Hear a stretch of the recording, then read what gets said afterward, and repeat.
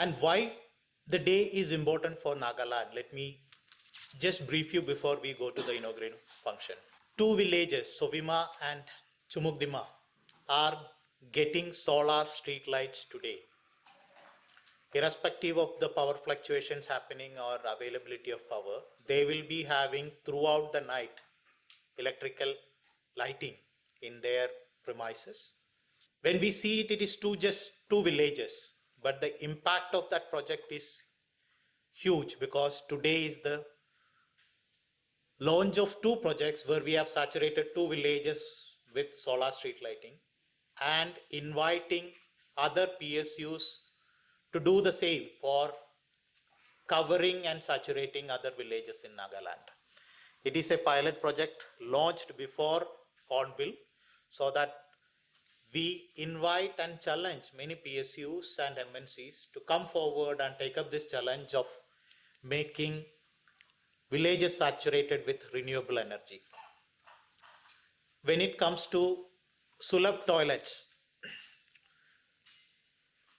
it is a new model that is being piloted in Nagaland. It is existing in other parts of the country, wherein the Sulabh International comes forward with their own funding that they have mobilized through various donors, and then manpower and agreement to own, operate and maintain the toilet facilities for next 10 years against a small user fee.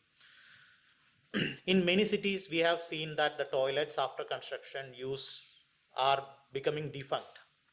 So today we are starting a new beginning where with one toilet coming in district hospital, we expect that these facilities will expand to other hospitals and also in the town areas in Nagaland. This is the first in that kind in Nagaland, hoping to be scaled up across Nagaland. The third project that is going to be inaugurated is Tourism Connect, Nagaland Tourism Connect, a project to change the tourism ecosystem in Nagaland. When we say about tourism ecosystem in Nagaland, the biggest challenge is that the premium taxis have to come from outside Nagaland during Hornbill or any other events happening in Nagaland. And hiring all happens from outside the state, which means the revenue also goes out of the state, even though tourism opportunities exist. So this is a fresh start in this regard where credible entrepreneurs who have ground level experience have shown their courage to stand together and deliver on the ground are given an opportunity to get premium tourism taxis for this Hornbill and the events afterwards so that they can grow in their business. In this scheme, there is 20% subsidy that is given to the entrepreneurs who are seeking this scheme. And this scheme is a deviation from the normal subsidy culture that is existing. When I say it is a deviation from normal subsidy culture, it means that a person will not be able to claim subsidy unless he is able to perform and repay for 3 years. Unless he does it for 3 years, there is no upfront subsidy. So we are generating a new culture where performers are given due credit. It could be fresh entrepreneurs or it could be experienced entrepreneurs. In long run, whoever is performing and are showing their credential are effectively promoted and given due credit for their efforts. In God's blessings, I dedicate the projects which I am about to launch to the people of Nagaland.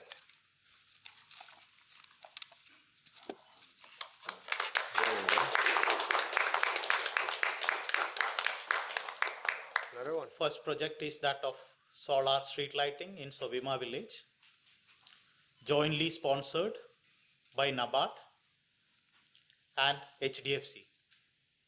I would like to congratulate Sovima Village and Chumoukedima Village and the medical department for the projects that have been inaugurated at your locations.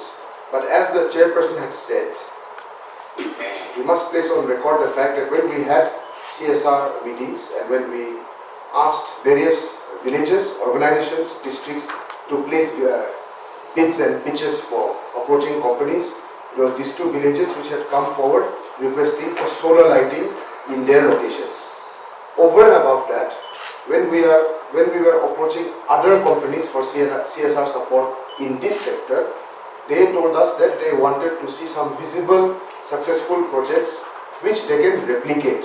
So in that sense, apart from the fact that they were the applicants for this project, it was also ideally suited to us because the area where they are located is well connected, close to the airport, close railhead and the 4-lane highway.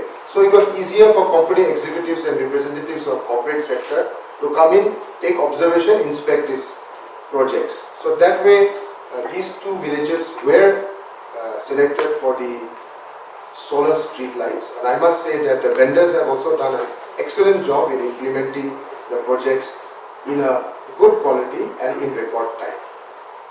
Before I proceed, I want to assure friends and corporate sector who are here, the financial institutions, that under the present work culture of IDAN, whatever CSR or corporate support that is coming to the people of Nagaland through IDAN, we assure you that we will observe the highest quality of best practices.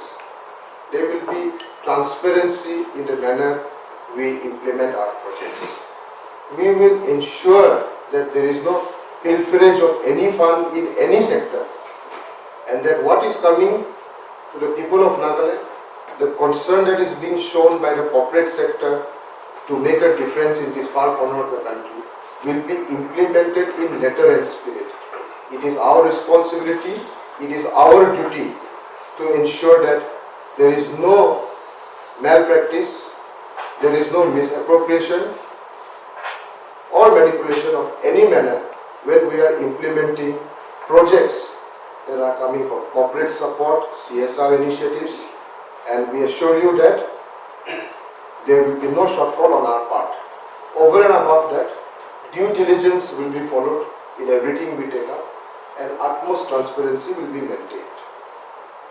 The installation of solar lights in rural villages, apart from the fact that it helps the local population in ways and manners which we all understand, it also sends out a signal that Nagaland is willing to go green, Nagaland is willing to use renewable energy, and the rural people of Nagaland are extending support to the government and the various agencies that are sending the message of being environmentally friendly. Our target is to incorporate this type of solar light systems not just in 1-2 villages in nearby districts, but in hundreds of villages across the state. We understand very well that the need of such facilities is much more in the interior areas, in the far-flung areas.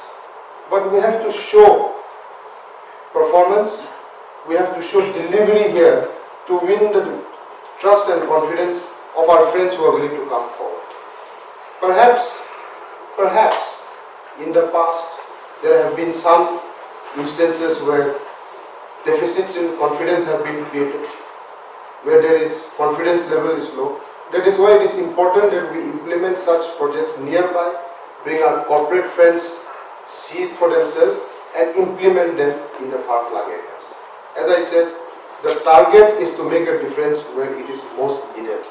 And I very well understand that this type of projects are needed more in the interior areas, especially in the backward districts, the eastern part of Nagaland. So I assure you through my friends in the press and media also, that our next phase of importance will be given in the backward areas. But we have to show that it is working here in the frontal districts. As far as the Tourism Connect scheme is concerned, as elaborated earlier, we've noticed that one of the deficit areas in Nagaland's tourism industry is lack of good transportation system. Also, the level of tourists that are starting to come into Nagaland under our policy of land of festivals were more on the high budget tourists, and they are interested in ecotourism, they are interested to go into the interior parts of the state and interested to be part of this experiential tourism which Nagaland government is promoting.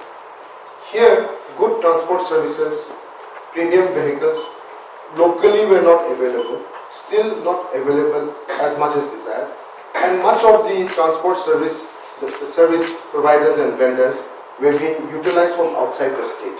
This is very noticeable to all of us.